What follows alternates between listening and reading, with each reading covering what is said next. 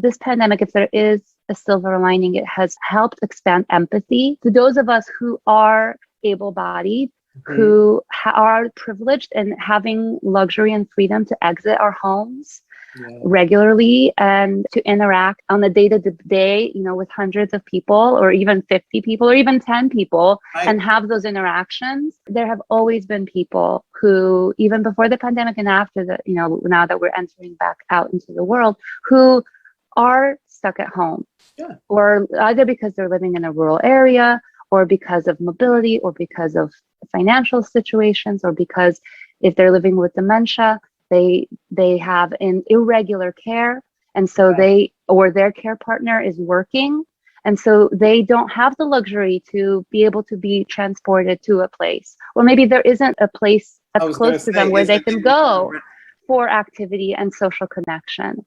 Not to mention the fact that what I've learned is that for certain people living with dementia, leaving home can be incredibly anxiety inducing. Not only is it stressful for the person who's providing and the care partner, but also for the person living with dementia to leave home, be transported, go to a location, go through an activity, and only at the end of the activity finally start to feel better and feel like, oh, I'm getting into this, and then have to get back up, be uprooted, and go back home again. So it's like the whole day is shot. Right. But this pandemic, not only has it heightened the inequities that exist in our society, and the inequities to digital access to technology, but and all sorts of other resources, right? But also has heightened our empathy to what the lived experiences for many people, and what the lived experience will continue to be for many people.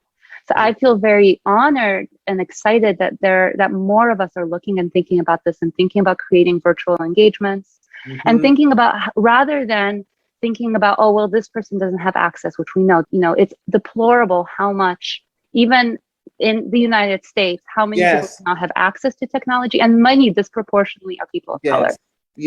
Or people living with disabilities. Or, I don't know if anybody has actually done the statistics for people living with dementia, but I imagine that is also really high. That's really. So we're looking at that, but that is not their problem. That is our problem. We failed them, right? So it is our problem to think about how can we expand digital equity? How can we expand universal Wi-Fi? How can we ensure that people have access to technology and that they know how to use technology? Because in today's day and age, that is a human right. It means that you have access to healthcare. It means that you have access to resources, to financial security, and to connection and meaningful social connection.